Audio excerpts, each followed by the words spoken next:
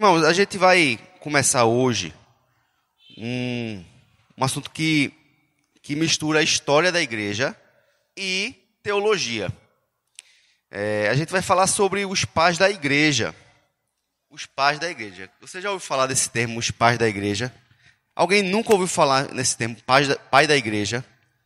A gente entende como pais da igreja um grupo de cristãos que viveram ali do século I, finalzinho do século I, né, ano 80 e pouco, até o século IV, que dá mais ou menos 500 depois de Cristo. Então, são grupos de homens de Deus que conduziram a igreja durante esse período, lutando contra muitas heresias que foram surgindo no decorrer dos anos. Veja, todos nós estamos aqui hoje, somos fruto de... E temos que ser gratos aos nossos antepassados. Por exemplo, você conhece o seu avô? Quem era o seu avô? Quem era o seu bisavô? O que foi que ele fez? Porque tudo que ele fez, tudo que ele construiu, trouxe a gente até aqui. E toda a história deles faz parte da nossa história também. Por exemplo, eu sou dentista, mas meus pais são dentistas. E, com certeza, eles me influenciaram nisso, de forma direta ou indireta. Mas, veja, meu avô também foi dentista, pai da minha mãe. Então, eu nem conheci meu avô. Mas, talvez, ele foi dentista, talvez por causa disso, minha mãe tenha sido dentista, e também influenciou para que eu seja dentista. Então, e meu bisavô? Meu bisavô era comerciante e deu condições, ensino, estudo para o meu avô poder trilhar o caminho da odontologia num período muito difícil ainda, né? E ainda um período em que pouquíssimas pessoas conseguiam acessar uma faculdade, mas meu bisavô deu condições para ele para trilhar todo esse caminho. Então, veja, quem eu sou hoje, o que eu sei hoje, a minha formação, tem muito a ver com os meus antepassados. E a nossa teologia, a nossa vida cristã, também tem tudo a ver com os nossos antepassados. Muitas vezes a gente diz assim, nós temos um legado da Reforma Protestante. É verdade. Temos um legado da Reforma Protestante. A Reforma Protestante com Martinho Lutero, com Zwinglio, com Calvino, com John Knox, reformadores que fundaram a igreja presbiteriana, por exemplo, John Knox, na Escócia. E esses homens, eles trabalharam, lutaram e defenderam a teologia. E essa teologia ela veio sendo defendida e guardada por pessoas seguidas umas das outras. É como uma corrida, aquela corrida de bastão. Na corrida de bastão, vocês já viram nas Olimpíadas aí, em que são 4 correndo. Vai o primeiro, pum. E ele vai e faz um percurso de, 200 metros. E aí tem outro que já vai correndo na frente dele e esperando ele chegar para entregar o bastão. E aí ele fica com a mão aqui para trás, ele pega o bastão e não pode perder tempo. Ele tem que continuar correndo o mais rápido possível. E um vai passando para o outro. Se esse bastão cai nessa passada, nessa troca aí de movimento, aí, o bastão cai, o que acontece? Você praticamente perdeu a corrida. Porque não dá tempo mais de se recuperar. Na verdade, você é da área de atletismo sabe muito bem que perdeu, deixou cair, dificilmente você recupera. Então, essa corrida, essa troca de bastões aí, ela foi passada por muitas gerações até chegar a você. Vamos dar outro exemplo aqui na igreja de Bairro dos Estados. Desde a década de 90, talvez até o finalzinho da década de 80, isso que os mais antigos que estavam aqui, sabe que estava em 88, 89, isso quando começou as primeiras visitas, culto dos lares, isso? Então veja, alguém tomou uma decisão, acho que foi pastor Ed Jesse, irmã Cícera, decidiram abrir a casa deles.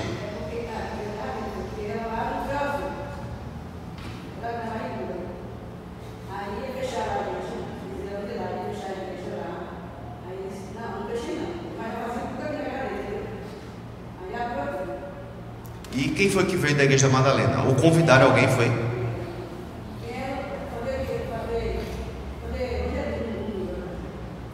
O pessoal da igreja Madalena.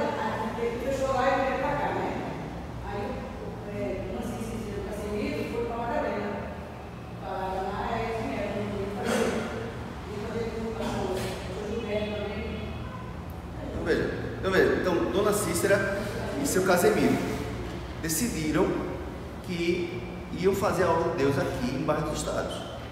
E foram congregar na Madalena e convidaram pessoas de lá para vir evangelizar aqui. Então, veja, uma pessoa tomou uma decisão de cultuar o Senhor. E trouxeram outras pessoas que vieram evangelizar. A partir daí, começou uma semente que hoje é isso aqui. Então,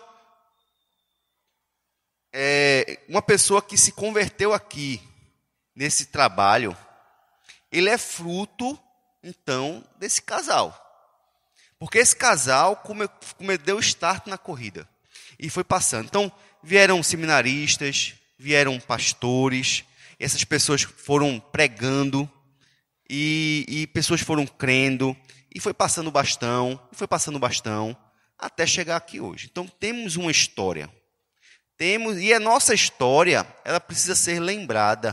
Precisamos lembrar quem são essas pessoas, porque elas foram e são muito importantes para a nossa realidade. Porque, de repente, se Dona Severina, Dona Cícera e seu Casemiro não tivesse desejado fazer esse trabalho aqui, tivessem se afastado dos caminhos do Senhor, por exemplo, ninguém estaria aqui hoje. Aqui não, você poderia estar em outro lugar. Mas aqui não haveria esse trabalho aqui hoje. Então tudo tem um início. E conhecer a história é fundamental, porque traz uma identidade, quem nós somos e para onde nós vamos. E nos dá também um senso de responsabilidade para que a gente possa continuar o trabalho, para que outras gerações também possam ter a oportunidade de crer no Senhor. Amém? Então, os pais da igreja, eles são essas pessoas que pegaram o evangelho ali, muitos foram discípulos dos apóstolos, e são as pessoas que têm a maior proximidade com o primeiro ali, com os apóstolos, aquelas pessoas que foram a fonte inicial, que ouviram da fonte que é Cristo, beberam dessa fonte, e muitos foram discípulos dos apóstolos. Então eles têm também essa capacidade de trazer para a gente uma interpretação mais próxima do original. E sabermos, então, se estamos interpretando corretamente. Então, quando a gente lê os pais da igreja, a gente vai, então, descobrir se a nossa fé ela realmente é compatível com a fé original. Eles são as pessoas mais próximas ali do início. Tá certo?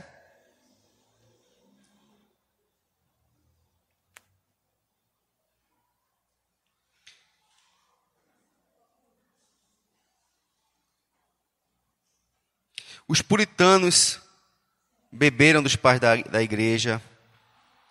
Os reformadores beberam dos pais da igreja. Por exemplo, Calvino bebeu muito de Agostinho. Agostinho, a nossa tradição reformada, ela vem muito de Agostinho. Agostinho de Hipona. Talvez seja o reformador mais famoso. Um dos pais da igreja mais famoso é Agostinho de Hipona. E ele foi quem influenciou Lutero e principalmente Calvino. Certo? Então, outro nome que se dá para os pais da igreja chama de patrística. Patrística, certo? Que é uma obra referente ao padrão sobre esse cristianismo dos pais da igreja, que vai desde o final do século I até o século VIII, final do século VIII. Isso abrange, então, a era patrística, tá certo? E o que foi que esses homens fizeram? Basicamente, eles defenderam o evangelho de heresias, enganos. Eles apresentaram comentários sobre a Bíblia. Então, eles fizeram o que nós precisamos de hoje, comentar, pessoas que expliquem a Bíblia para a gente. Então, eles fizeram esses comentários, inúmeros comentários, sermões, não é? Eles também ensinaram e também fizeram os credos, né? Muitos credos foram feitos por eles.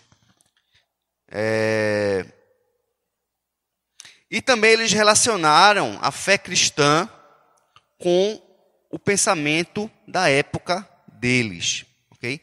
A diferença entre nós e eles, irmãos, é porque a cultura mudou. Então, nós temos uma cultura diferente. A cultura dos pais da igreja, a gente vai estudar muito sobre a questão dos monastérios.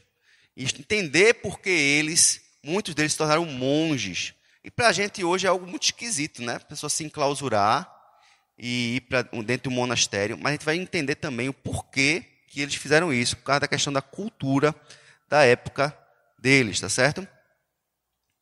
Então a gente tem alguns motivos pelos quais a gente precisa estudar os pais da igreja. Primeiro, para que possamos alcançar sabedoria de como viver hoje. A gente vai olhar para eles, ver como eles viveram e vai descobrir como nós devemos viver hoje na nossa sociedade.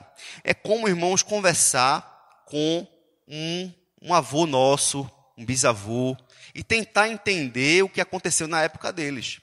Por exemplo, se você chega, a gente escuta muito falar, e não faz muito tempo, faz 40 anos, 30 e poucos anos, 40, 50 anos, que houve aqui no Brasil o chamado golpe militar.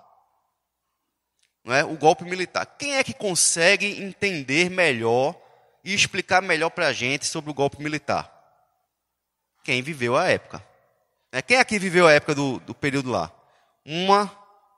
2, viveu também, né? Então, o período ali foi 1969, né? 64, né? 1964 até 84, né? 1984. Então, foi o período do golpe militar. Então, para você entender o contexto, para você entender o que significou, você pode ler e estudar. Pode. Mas também quem viveu a época, ele sabe explicar com muito mais detalhes sobre o que foi o golpe militar. Né?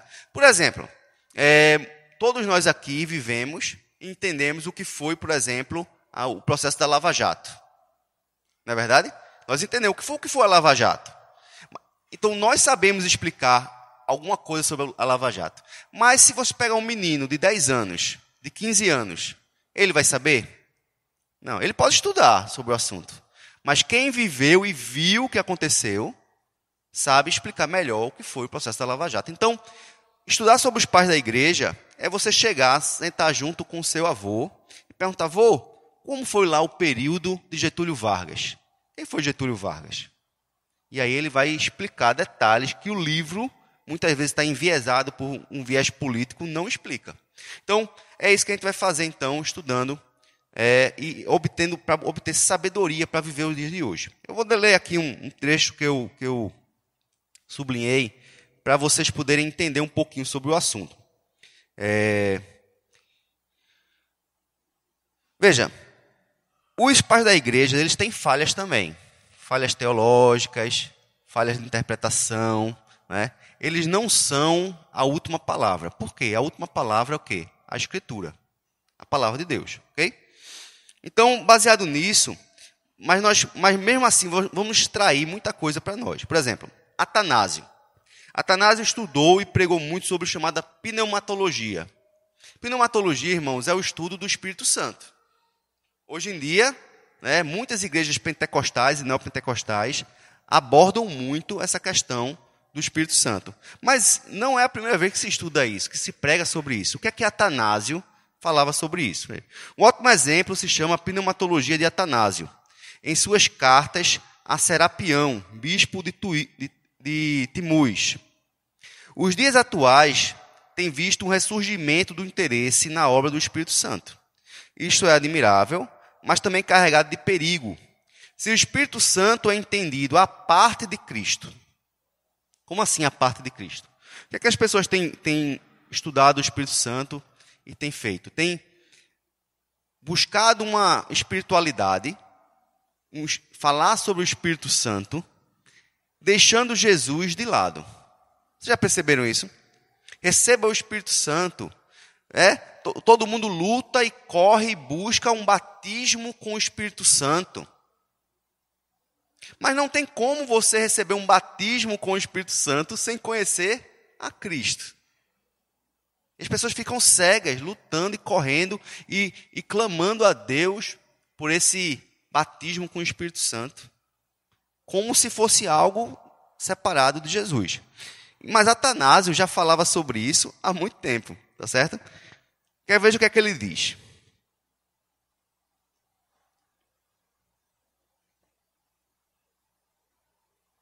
Então, cadê?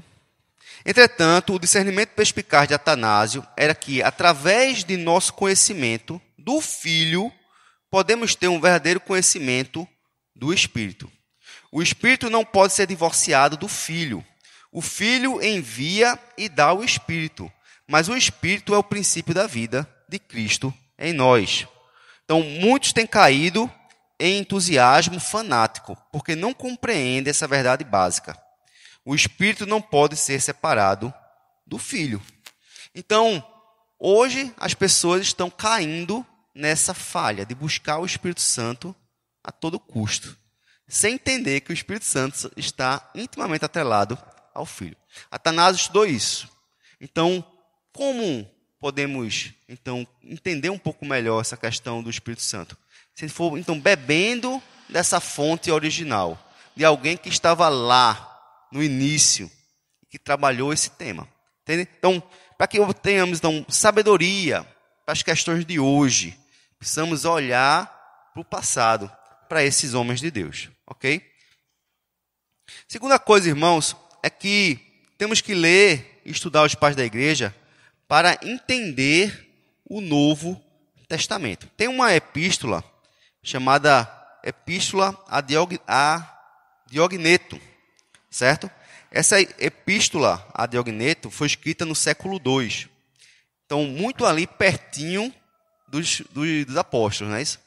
Veja, todavia, na epístola a Diogneto, no século II, a qual nos referimos, achamos o seguinte argumento, que parece extraído diretamente das páginas de Lutero. O autor estava argumentando que Deus não revela seu plano de salvação a ninguém, exceto ao seu Filho amado. Isso está lá na epístola, tá certo? Até que os seres humanos compreendessem sua total e plena incapacidade de ganhar o céu por seu próprio esforço.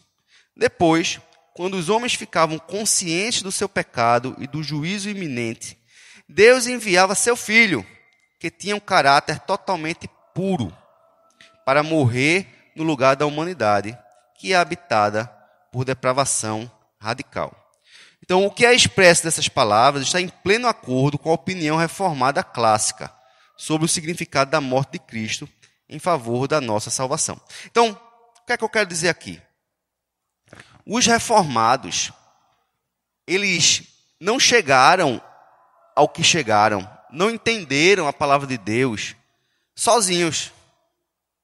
Os reformadores, eles olharam para esses homens do início, beberam da fonte deles, foram buscar da fonte desses homens, dessas epístolas, desses escritos. Eles aprenderam lá atrás. Como eles aprenderam, eles pregaram. O que é que acontece com a gente? É que a gente olha muito para os reformadores e acha que eles obtiveram todo aquele conhecimento do nada. Não, eles foram estudar. Quem? Os pais da igreja. Eles foram para a fonte, lá atrás. E é isso que a gente vai fazer também. A gente vai para a fonte, beber deles. E a gente vai ver, ao beber deles, que os reformadores, que eles já falavam, o que depois os reformadores vieram apenas a repetir e a desenvolver, lógico. Tá certo? Outro motivo pelo qual nós vamos estudar os pais da igreja é por conta da importância e da necessidade que temos de defender a nossa fé. Defender a nossa fé. Os reformadores, os pais da igreja foram homens que lutaram ferozmente contra os hereges. Os hereges. E se eles não tivessem feito essa luta toda, nós não estaríamos aqui com a nossa doutrina reformada. Veja, surgiram muitas heresias naquele início do cristianismo, certo? Uma das heresias foi o gnosticismo, que a gente já vem falando lá na carta aos Colossenses. Então, lá em Colossos, Paulo já trabalhava contra essa doutrina. João também fala sobre o gnosticismo, aqueles que negam que o Filho veio em corpo. Né? E o gnosticismo ali ainda era muito rudimentar. Depois, nos séculos 2, 3, 4, o gnosticismo voou e precisava então de homens crentes que fossem combater essas doutrinas. Outra doutrina também que foi muito forte naquela época foi o arianismo. O arianismo negava a divindade de Cristo. Negava a divindade de Cristo. Certa vez eu assisti uma série, Os Vikings, e aí nos Vikings lá aparecia um pregador cristão pregando entre os Vikings. Né? E aí esse homem então foi pego e levado, e a gente descobre que ele era um cristão ariano. Então ali no século 5, 6, ele era cristão, chamado cristão, mas era um cristão ariano, estava ali pregando, mas era um cristão ariano. O que é que ele dizia? Que Jesus não é Deus, é apenas o Filho de Deus. Qual é a doutrina hoje que afirma isso? Quem sabe? Hoje. Testemunha de Jeová. E o catolicismo também. Não, o catolicismo não crê que ele é o Filho de Deus. Crê na divindade de Cristo. Mas o Testemunho de Jeová não. O Testemunho de Jeová, irmão, são filhos descendentes dos arianos na teologia. Então veja, eles tiveram que lutar contra o arianismo para defender a divindade de Cristo. Houveram concílios e credos baseados na luta por isso, para reafirmar a divindade de Jesus. E hoje, nós temos também muitos hereges aí, trazendo essa informação que Jesus não é Deus, é o Filho de Deus, que o Espírito Santo não é Deus, é uma força divina. É a força, é o poder de Deus, mas não é Deus. Então, não falta herege para você defender a doutrina cristã. Hoje em dia, a gente encontra eles por aí. Eles batem na porta de você não encontra eles, mas eles batem na porta de vocês para falar esses pensamentos que vêm de onde? Lá de trás. Se não houvessem os pais da igreja combatendo isso lá atrás, todos nós talvez fôssemos arianos. Entende? Se não houvesse gente lá atrás preocupado com a doutrina pura e simples do evangelho deixado por Cristo, todos nós seríamos talvez aí testemunhas de Jeová ou outra denominação distorcida, como os mormons, não é? E veja, outra doutrina também que eles combateram muito, chamado pelagianismo, que veio de um herege chamado Pelágio. E Pelágio dizia que o ser humano, Elton me ajude aí, que o ser humano nascia limpo e puro, sem o pecado original. Ele negava a existência de um pecado original, ou de um pecado original que tivesse maculado os descendentes. Não, eles pecaram, porém, não foi passado para ninguém. Não é isso? Então, se não passou para ninguém, você não nasce pecador. Você se torna pecador por causa do meio. Você se torna pecador por conta da sociedade. Muitas vezes, irmãos, nós somos pegos por pensamentos pós-modernos que vêm dizer isso para a gente. Por exemplo, o menino nasce pequenininho ali, isso é um anjinho. Isso não tem pecado, não. Você já ouviu isso daí falando? Alguém falando assim? Não tem pecado, não. Veja, que pecado tem esse menino? Que é um anjinho. Muitas vezes nós, irmãos, temos essa ideia na nossa consciência, dentro da igreja reformada também, de que as crianças, elas são puras, não tem pecado. Não, é porque ele está cansado, ele está fazendo essa birra, porque ele está cansado, porque ele está com sono. E aí nós tentamos, então, diminuir ou não trazer a realidade de que nossos filhos são pecadores. As crianças, por exemplo, que são autistas, elas são ou não são pecadoras? que é que vocês acham? Ou tudo que elas fazem é por causa da doença?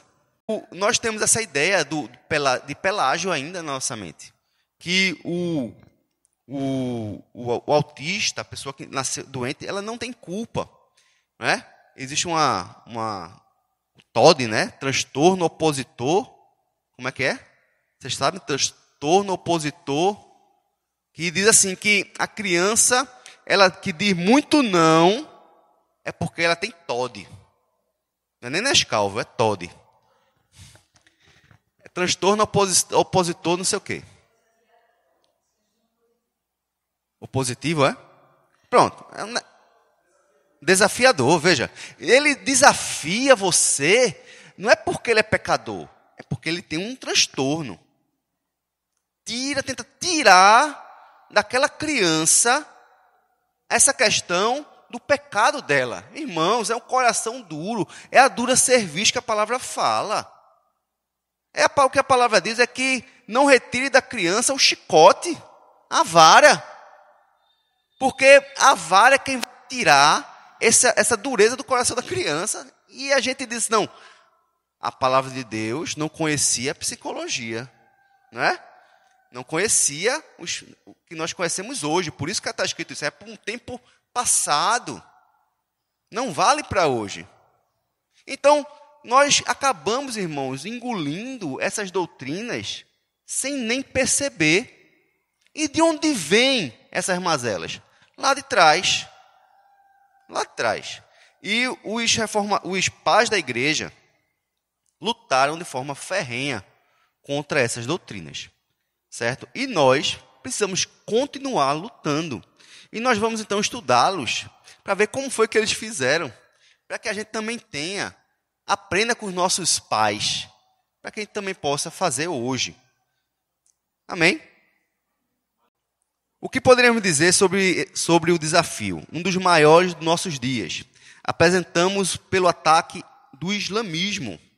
O que é que o islamismo ataca, irmãos da fé cristã? Quem sabe? Também a divindade de Cristo e a divindade do Espírito Santo. A trindade. Porque eles se dizem monoteístas de verdade. Nós não somos monoteístas. Nós somos politeístas. E os pais da igreja lutaram, um tal de João de Damasco, ou João Damasceno, foi um dos pais da igreja que brigaram ferrenhamente contra os islamitas, né? Os islâmicos, os muçulmanos, ok? Então, eles atacam a trindade e a deidade de Jesus, ou seja, a divindade de Jesus, né? Neste assunto, os pais podem nos ajudar enormemente, pois em respostas aos arianos e posteriormente aos muçulmanos, eles formularam os detalhes bíblicos destas duas doutrinas cruciais, ok? Então, esse homem chamado João de Damasco, ou conhecido também como João Damasceno, foi esse homem que lutou contra Maomé e contra o islamismo. Homem de coragem, viu? Porque hoje em dia a gente não faz nada, eles querem meter uma bomba, explodir com tudo com a gente, hein? Se a gente falar então, meu Deus do céu, aí por isso que ninguém fala dos muçulmanos. Mas imagine, num país comunista. Eu já falei para vocês como é. O país comunista fica lá atrás, o funcionário do governo, olhando e observando tudo que o pastor fala. Pode ter igreja? Pode. Pode falar de Jesus? Pode. Mas fica lá atrás, vendo tudo que você está falando, para ver se não sai. Quem é que pode pregar o puro evangelho desse jeito? Genuíno. Não prega. Não prega o evangelho puro e genuíno. Porque é em cima do cara. Não tem como não. Vamos abrir a Bíblia, né? É bom a gente abrir a Bíblia também, né?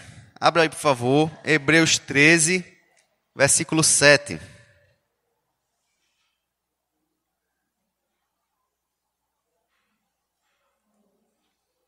Hebreus 13, versículo 7.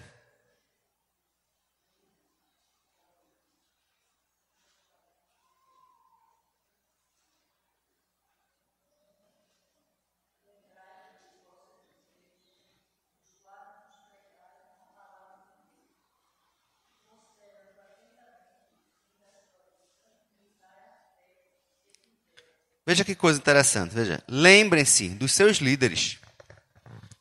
Lembre-se. Quem foi que te ensinou? Quem foi que te evangelizou? Quem foi que te discipulou? Você lembre da palavra que eles pregaram. Mas não só a palavra que eles pregaram. Considerem atentamente o fim da vida. O fim não é o término, não. O fim é o propósito da vida deles. Para que fim eles viveram? Com que objetivo? Como eles viveram? Olhem atentamente o que foi que eles fizeram. Para quê? Para que vocês possam imitar a fé que tiveram.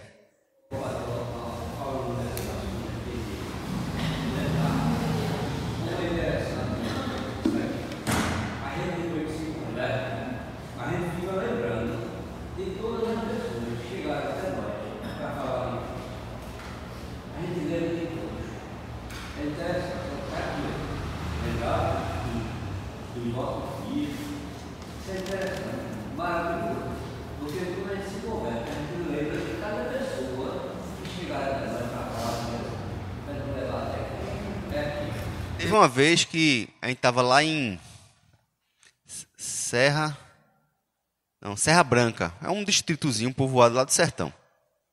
E lá a gente fez evangelismo. E quando terminou o evangelismo, teve o culto da noite. Aí quando terminava o culto da noite, a gente ia evangelizar as pessoas que foram lá ouvir, né? E aí eu me lembro que eu evangelizei um rapaz. Eu não vou mais lembrar o nome dele, não sei se era Daniel. Eu evangelizei ele. Naquele momento ali, ele entregou a vida dele a Cristo. Graças a Deus, a gente orou, tudo. Firmou, foi para a igreja, batizou-se, bênção.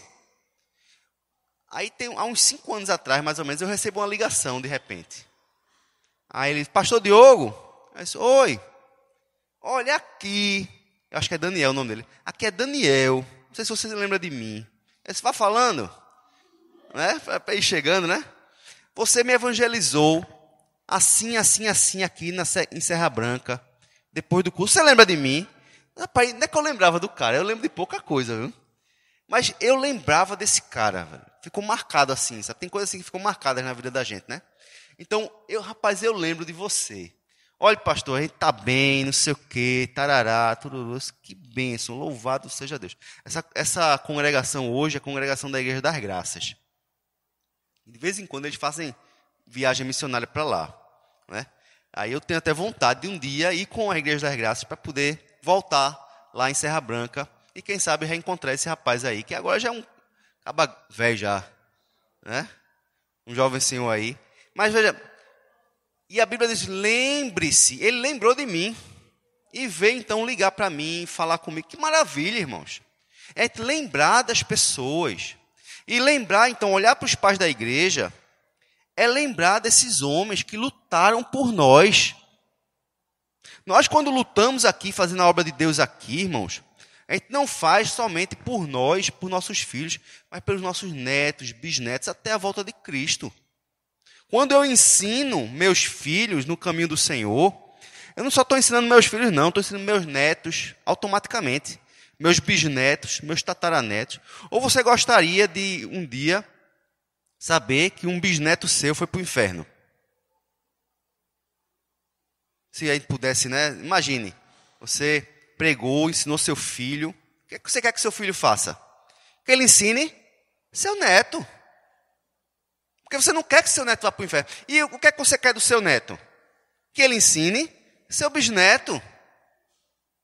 Que ele evangelize, que ele pregue e que ele seja uma bênção. Olha, está muito enxerido, viu? Muito amostradinho. Viu? E é isso quando o que a palavra diz assim, ó, lembrem-se dos seus líderes que pregaram para vocês, considerem atentamente o fim da vida deles e imitem a fé que tiveram. Então, nós vamos olhar para os pais da igreja e também ver como eles se comportaram. O primeiro que a gente vai estudar, irmão, na semana que vem, vai ser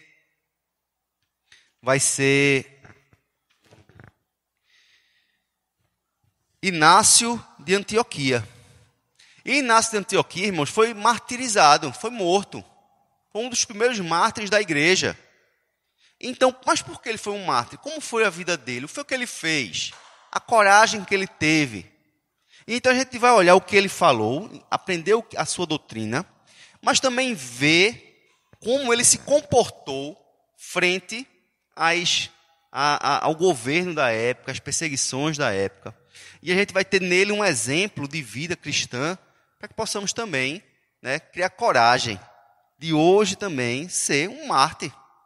Viver, a gente não cantou pendão real, né, erguei bem alto o seu pé, firmes até morrer. E a gente vai ver pessoas que foram firmes até morrer, muito antes dos reformadores. Muito antes dos reformadores, que muitos morreram na fogueira. Muito antes. Certo? Então vamos olhar esse comportamento, essa totalidade de realizações desses homens.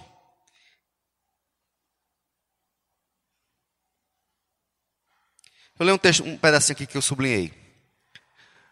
Nos confessores e mártires da era anterior a Constantino, por exemplo, temos muitos modelos do que significa ser um cristão em uma sociedade hostil. Uma situação com a qual se deparam muitos crentes ao redor do mundo hoje, e crescentemente no Ocidente.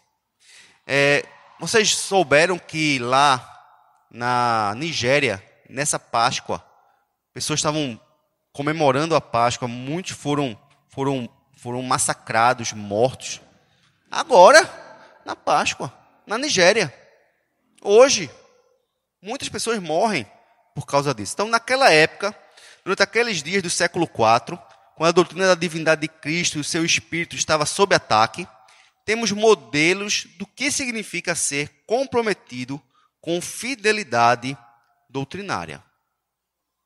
Com fidelidade doutrinária. Vai chegar um tempo, irmãos, a gente prega aqui dentro da igreja, pode pregar. O negócio está piorando.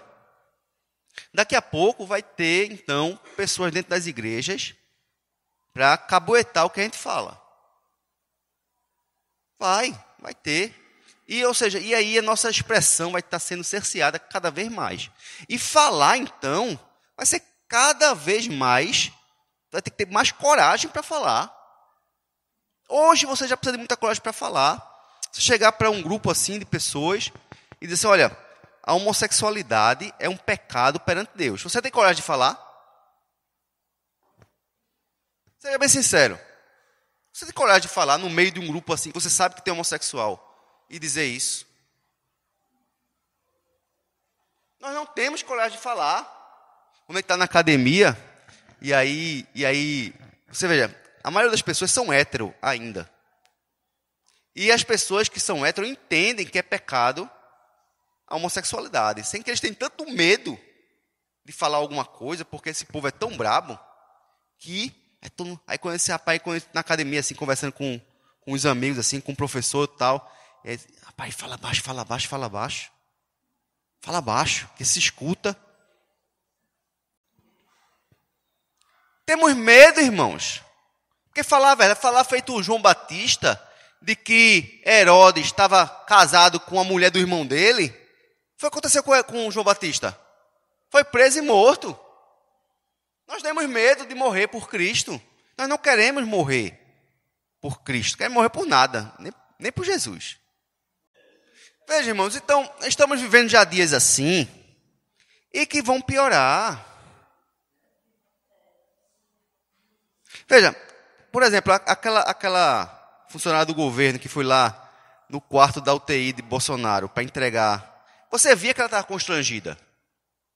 Você via que ela não queria, que ela entendia que aquilo era errado. Mas ela disse o quê? Eu estou só cumprindo ordens. Só cumprindo ordens.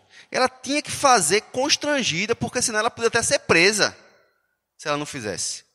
Hoje em dia, escreveu com batom numa estátua, você é preso. Entende? E a gente vai continuar caladinho? Os pais da igreja não se calaram. E como Inácio de Antioquia foi morto. A gente vai estudar sobre a vida dele. O que foi que aconteceu para ele ser morto? Entende? Qual a doutrina que ele defendia que fez com que ele fosse ser morto? Então, para terminar, irmãos, essas razões que nós apresentamos indicam suficientemente a necessidade do estudo dos pais da igreja na vida da igreja atual. Ajudar em sua libertação do espírito do século XXI, porque estamos presos num espírito terrível de pós-modernidade desse século XXI. Estamos presos. Vamos prover um guia em seu andar com Cristo, ajudar a igreja, né, a entender o testemunho básico da sua fé no Novo Testamento, né, refutar as más histórias sobre a igreja antiga e ser um instrumento de nutrição espiritual para os crentes de hoje em dia. Então, nós vamos estudar aqui os seguintes pais, nesse início, né? Talvez a gente tenha que buscar outros, porque o livro só fala de 7. Mas tem vários, tá certo? Então, como eu falei, aqui não fala nem de Agostinho. Então, os 7 que tem aqui são Inácio de Antioquia, que viveu do ano 80 a 107, né? Orígenes, que escreveu a Epístola de Diogneto, Orígenes, foi de 185 a 254. Nós vamos estudar também Cipriano, que foi de 200 a 258. Ambrósio, de 339 a 397. Basílio de Cesareia, de 384 a 461. E Patrício, também, nesse mesmo período. São homens que têm ouvido e os quais tenham andado por mais de 3 décadas. Então, o autor do livro disse, olha, eu tenho andado com esses homens há mais de 3 décadas. Né? Então, para você ver o quanto que ele preza por esses homens. Então, tem outros também que nós devemos estudar depois, buscando em outras fontes, né? Fora desse livro. Irineu de Lyon, Atanásio, Gregório de Nazianzo, Gregório de Nissa, então, Agostinho de Hipona, todos esses homens, tá certo? Então, ele dá uma palavra final aqui. Uma palavra final sobre os pais, antes de penetrarmos em seu mundo antigo, é a seguinte: os pais não são as Escrituras. São companheiros experientes de conversa sobre as Escrituras e o seu significado. Nós os ouvimos com respeito, mas não tememos discordar quando eles erram. Como os reformadores argumentaram corretamente, os escritos dos pais têm de ser subjugados às Escrituras. Né? Então, um apologista anglicano chamado John Jewell, ele disse o seguinte: eles foram testemunhas da verdade, foram os pilares e ornamento valioso da Igreja de Deus. Contudo, eles não podem ser comparados com a palavra de Deus. Não podemos edificar sobre eles, não podemos torná-los o fundamento e o padrão de nossa consciência. Não podemos colocar neles a nossa confiança, porque nossa confiança está somente no nome do Senhor Jesus. Amém, irmãos? Vamos aprender com eles, vamos filtrar também, ver o que eles fizeram de bom e o que eles fizeram e o que eles falaram que não foi tão correto segundo as Escrituras. Mas sempre é a palavra de Deus que é o fim de todas as coisas.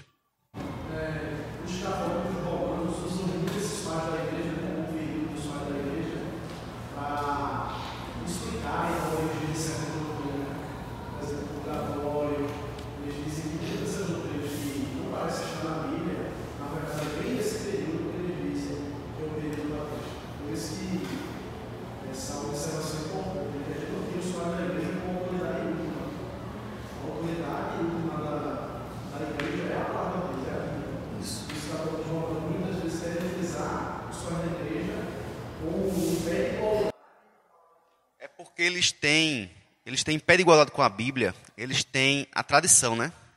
Então, a tradição está em pé de igualdade. Eles dizem o seguinte, o católico diz assim, que a Bíblia nasce da igreja. Então, a igreja é quem forma a Bíblia. Então, a Bíblia está submissa à igreja, à tradição da igreja, à tradição oral. Eles vão dizer, por exemplo, eles se pegam muito do último versículo da Epístola de João, do Evangelho de João, que diz que muitas outras coisas Jesus falou que não caberiam nem em todas as enciclopédias, todas do mundo, né? Mais ou menos isso que está lá o versículo. Muita coisa Jesus falou, lógico, e que não deu para anotar, para registrar. Então, tudo isso que Jesus falou, essas coisas foram também transmitidas de pai para filho. E aí eles vão alegar o seguinte: essas coisas que Jesus falou, ele falou, e é também importante. A tradição, então, é muito importante. Se a tradição chega para a gente, ela é tão importante quanto aquilo que foi registrado. Entende o argumento deles? Como é que a gente quebra esse argumento? Você já chegou, eu vou falar aqui no ouvido da minha mãe uma frase, e ela vai passar. Aí vai chegar aqui, em Emily. Eu quero ver se Emily vai falar a mesma coisa que eu comecei. Vamos tentar? Vai dar certo? Não vai, irmãos. Nunca dá certo. É a brincadeira mais antiga. Quem nunca brincou disso? Telefone sem fio. Eu falo uma coisa para ela aqui, quando ela falar para Adriano já não entendeu. Aí vai falar, o quê? Aí, hã? Aí vai passar para Fernanda, ferrou. Quando chegar aqui, não tem nem pé nem cabeça. Entende, irmãos? Então, assim, a palavra de Deus, ela é autoridade única, porque ela foi o registro para nós. Toda a Escritura é inspirada por Deus e útil para ensino, para correção, para que o homem de Deus seja habilitado em toda obra. Então, a palavra de Deus, ela é suficiente e ela é o que nós temos, porque foi o Senhor que registrou para a gente. Então, não podemos ficar vivendo de tradição, porque tradição, ela vai variar de grupos para grupos. Por exemplo, quando eu cheguei aqui na igreja, eu ficava aqui conversando aqui com alguns jovens, né? Aí chega, pastor, o senhor tem que ir lá para a porta da igreja, porque senão os idosos não vão falar com você. Não chegaram para mim isso no início, não foi? Assim que eu cheguei aqui, foi direto. Pastor, olhe, vá para a porta da igreja, porque os idosos ficam ali, eu quero apertar sua mão. Porque aqui na igreja de vocês tinha essa prática, não tinha? E essa prática vem de onde? Da Madalena. Na Madalena, eu acho que ainda é assim. É assim ainda? Eles vão para a porta, né? Então veja, na igreja da Madalena é assim. E eu sou filho da Madalena. Mas quando eu fui já para Ferreiros, eu já não fazia isso. Por quê? Porque Ferreiros não tinha esse hábito. E aí eu vou fazer o quê? Se a igreja não tem o hábito, eu vou para a porta? Para criar um hábito novo na igreja? Não faz sentido. Então, padrões de comportamento, eles mudam muito de acordo com a localidade. É uma coisa simples dessa, não é? Então, assim, como é que nós vamos crer e levar a tradição em pé de igualdade com aquilo que foi registrado? Não tem o menor sentido, né? Então, muito importante, então, irmãos, que a gente lembre dessas coisas, vamos estudar eles, vamos ver o que eles falaram, como eles viveram, vamos entender muito de história, aprender muito da história, que é maravilhoso, não é verdade? Estudar sobre história da igreja é maravilhoso, e história e também doutrina, porque nós vamos estudar o que foi que, por exemplo, Atanásio pregou contra os arianos, e vamos aprender sobre arianismo, sobre a doutrina da divindade de Cristo, e vamos então mergulhar doutrina e história. Amém, irmãos? Vamos ficar de pé para a gente poder orar.